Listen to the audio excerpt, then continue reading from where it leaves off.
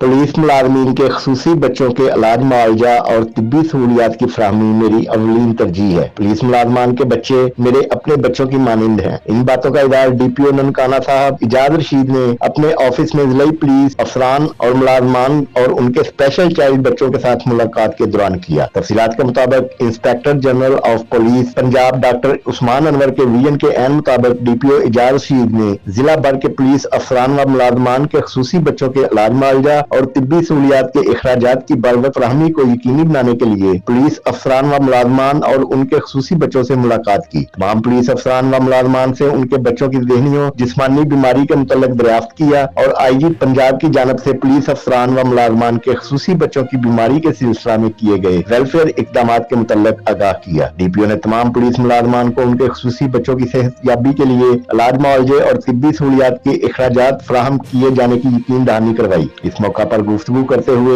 DPO Nankana ने कहा कि जिले पुलिस अफसरान व मुलाजमान के खसूसी बच्चों के बेहतरीन इलाज मुआवजा और तिब्बी सहूलियात के अखराजात यकीनी बनाए जा रहे हैं। जिले पुलिस अफसरान व मुलाजमान के बच्चे मेरे अपने बच्चे हैं। उनकी वेलफेयर के हवाले से तमाम इकदाम दुए कार लाऊंगा।